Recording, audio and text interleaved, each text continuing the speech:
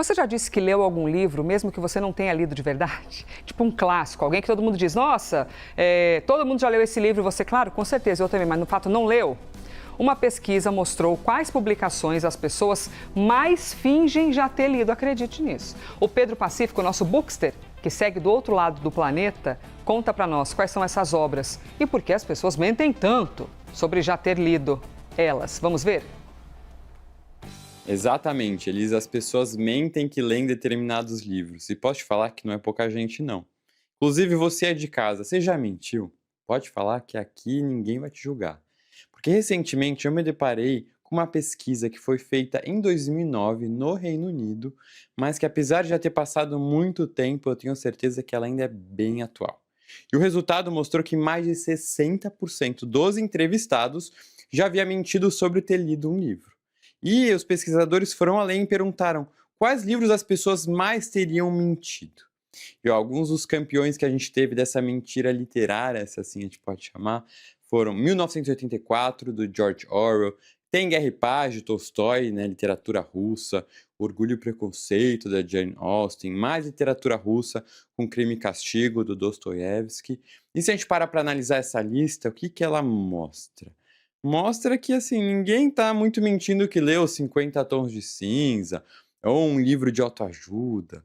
É claro que a gente está trazendo uma pesquisa feita em um país que traz esse recorte de referências culturais daquele lugar. Mas eu tenho certeza que aqui no Brasil a gente também repetiria um padrão parecido, né? Ia aparecer muito Dom Casmurro, A Hora da Estrela, da Clarice, Vidas Secas, do Graciliano Ramos. Ou seja, as pessoas estão mentindo sobre livros que sinalizam algo, né? Uma intelectualidade, uma cultura, esse clássico. Ou seja, a mentira está indo além do livro. Eu quero provar algo para alguém. Mas por que será isso? Por que eu não posso dizer simplesmente que eu não li ainda? E eu acho que aqui tem três pontos principais. O primeiro é o medo do julgamento dos outros. O ser humano vive em grupos. Família, trabalho, amigos. Hoje em dia a gente tem redes sociais. Então você está num jantar e as pessoas começam a falar de Machado de Assis, Memórias Póstumas de Brás Cubas. E chegam para você e olham para você e pedem sua opinião. Aí você vai dizer que nunca leu. Pode para algumas pessoas parecer quase uma confissão de eu não sou culto o suficiente. E aí a pessoa não quer correr o risco de receber aqueles olhares meio tortos na mesa, então o que que ela faz? Ela vai mentir. Ainda que para mim e para outras pessoas não faça muito sentido. O segundo ponto é o que? A necessidade de pertencimento. Isso não é frescura. O ser humano também quer pertencer. Isso, do ponto de vista da psicologia, é muito importante. E a mentira, nesses casos, vira quase um mecanismo de proteção, é quase um instinto. E aí vem um terceiro ponto que para mim está cada vez mais forte, que é a questão das aparências. Em épocas de rede social, ser performático vale muito. Mostrar que eu estou fazendo algo, compartilhar uma versão da minha vida que por trás a gente sabe que provavelmente está cheia de filtros, escolhas do que vai entrar, não vai entrar. Ou seja, o ato de mostrar que eu consumi algo se torna mais valioso do ponto de vista de sociedade do que o próprio consumo. E aqui eles vão fazer um pequeno contraponto, porque em um país de maioria não leitora, que a gente sabe como é o Brasil, se alguém posta um livro nas redes, mesmo que seja só para ser assim, performático, para mim eu acho que é melhor que nada, viu? Porque vai que ela incentive, né, ou desperte a curiosidade num dos seguidores. E se você me perguntar se eu já menti, Elisa, eu vou te dizer que sim, que foi recente, viu? Esses dias eu estava andando pela rua, um seguidor parou para me agradecer uma indicação que eu tinha dado. Eu fiquei super feliz, até que ele disse o nome do livro, um livro que eu nunca nem tinha ouvido falar, não sabia do que se tratava.